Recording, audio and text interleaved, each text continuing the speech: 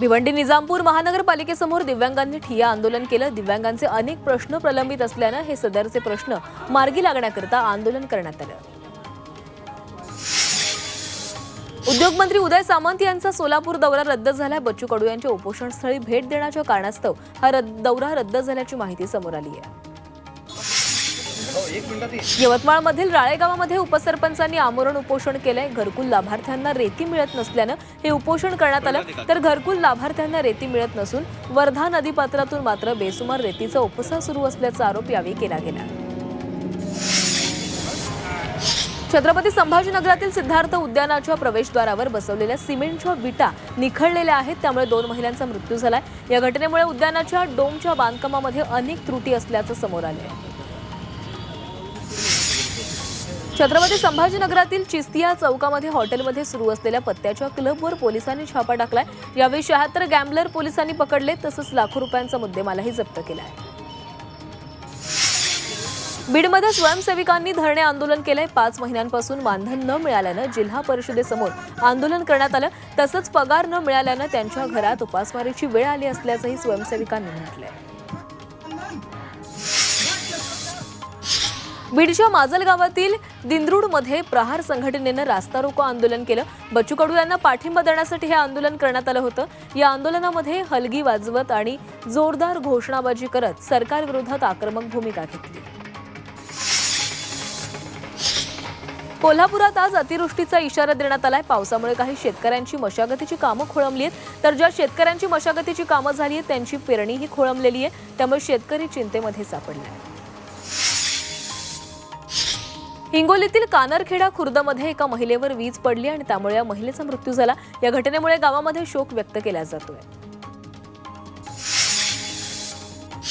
यवतमाळमध्ये बंदी असतानाही HTBT कापूस वाणाची शेतकऱ्यांनी लागवड केली आहे। तंत्रज्ञानाचं स्वातंत्र्य हवं अशी भूमिका शेतकरी संघटनेनं घेतली आहे। तसंच या बियाण्यावरील चोर बीटी हा शिक्का पुसून काढून टाका आणि अभिमानानं त्याची लागवड करा असा इशारा यावेळी देण्यात आला। नाशिकमधील हॅपी होम कॉलनीमध्ये एक मोबाईल टॉवर असताना दुसरा टॉवर उभारण्याची तयारी करण्यात आली आहे, त्यामुळे या कॉलनीमध्ये हा मोबाईल टॉवर उभारण्यास विरोध होतोय। तसंच रहिवाशांनी परवानगी नसताना जीव धोक्यात का घालावा असा प्रश्न प्रशासनाकडून उपस्थित केला जातोय।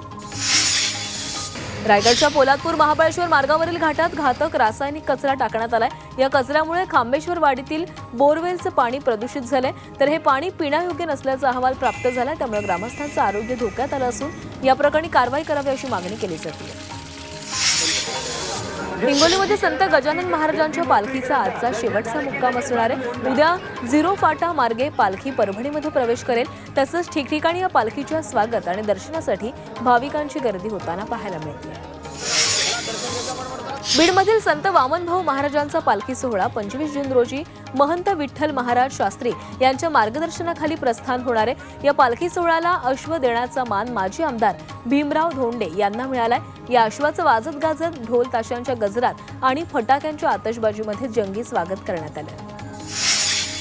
28 मे 2025 रोजी झालेल्या आषाढी वारी आढावा बैठकीमध्ये वारकरी दिंडींना यावर्षीही 20,000 रुपये अनुदान देण्याचा निर्णय घेण्यात आलाय। या आठवड्यामध्ये ते अनुदान वितरित होईल असं नियोजन सरकारनं केलंय। अनुदान जाहीर झालं नसल्याबाबत अर्थमंत्री अजित पवारांना प्रश्न विचारला असता ते चिडल्याचं पाहायला मिळालं। आषाढी वारी सोहळ्यानिमित्त देहूतील समस्या सोडवण्याची मागणी करण्यात आली आहे। देहूतील विकास कामांबाबतचं पत्र शासनाकडे सादर करण्यात येणार आहे। तसंच वारकऱ्यांना चांगल्या सोयी सुविधा मिळण्यासाठी पालखी प्रस्थानाच्या दिवशी स्वाक्षरी मोहीम अभियान राबवण्यात येणार आहे। उद्यापासून विठ्ठल रुक्मिणी पदस्पर्श दर्शनासाठी टोकन दर्शन प्रणालीची सुरुवात होणार आहे। त्यासाठी आजपासून दर्शन वेळेस आरक्षित करता येणार आहे। पहिल्या दिवशी सुमारे 1200 टोकन उपलब्ध होणार आहेत। त्याचं बुकिंग अधिकृत संकेतस्थळावरून आजपासून उपलब्ध असेल। लालबागच्या राजाचा पाद्यपूजन सोहळा संपन्न झालाय। कांबळी आर्ट्स यांच्या कार्यशाळेमध्ये पाद्यपूजन पार पडलं। लालबागच्या राजाची मूर्ती साकारण्यास सुरुवात झालेली आहे। यंदा लालबागच्या राजाचा गणेशोत्सव मंडळाचा 92वा वर्ष असणार आहे। आषाढी एकादशी वारीच्या पार्श्वभूमीवर श्री विठ्ठल रुक्मिणी मंदिर परिसरामध्ये वाहन न्यायला जिल्हा प्रशासनानं मनाई केली आहे। कालपासूनच हा आदेश लागू झालाय, त्यामुळे आरोग्यमंत्री प्रकाश आबिटकर यांनी मंदिरापर्यंत पायी चालत जात या आदेशाचं पालन केलंय। मावळमधील विविध विकास कामांचा खासदार श्रीरंग बारणे यांनी आढावा घेतला। यावेळी विकास कामांमध्ये शासकीय यंत्रणांनी अधिक गतीने काम करण्याच्या सूचना दिलेल्या आहेत। तसंच रस्त्यांवरील खड्डे बुजवावे आणि विद्युत पुरवठा सुरळीत राहील याची दक्षता घ्यावी अशाही सूचना दिल्या। मुरबाडमधील नगरपंचायतीमध्ये भाजपला मोठा धक्का बसलेला आहे। भाजपच्या 9 नगरसेवकांनी वेगळा गट स्थापन केलाय। आमदार किसन कथोरेंवर नाराजी व्यक्त करत या नगरसेवकांनी परिवर्तन पॅनल हा आपला वेगळा गट स्थापन केला। तसंच भाजपच्या प्राथमिक सदस्यत्वाचाही त्यांनी राजीनामा दिला। मनसे अध्यक्ष राज ठाकरेंचा आज वाढदिवस आहे। मुख्यमंत्री फडणवीसांनी राज ठाकरेंना वाढदिवसाच्या शुभेच्छा दिल्यात। फडणवीसांनी ट्विट करत वाढदिवसाच्या शुभेच्छा दिल्या। नाशिकच्या चांदवडमधील सोग्रस फाट्यावर रास्ता रोको आंदोलन करण्यात आलं। आदिवासी विकास विभागाच्या आश्रम शाळेतील वर्ग 3 आणि वर्ग 4 कर्मचाऱ्यांनी पायी बिऱ्हाड आंदोलन केलं। शिक्षक भरती ई-निविदा प्रक्रिया रद्द करावी या मागणीसाठी हे आंदोलन केलं गेलं। यवतमाळमध्ये मुस्लिम नागरिकांनी वक्फ सुधारणा कायद्याला विरोध करत मानवी साखळी आंदोलन केलं। दरम्यान all India Muslim personal law बोर्डाच्या नेतृत्वामध्ये जनजागरण अभियान सुरू आहे। या आंदोलनामध्ये तरुणांसह ज्येष्ठ नागरिकांनीही सहभाग घेतला।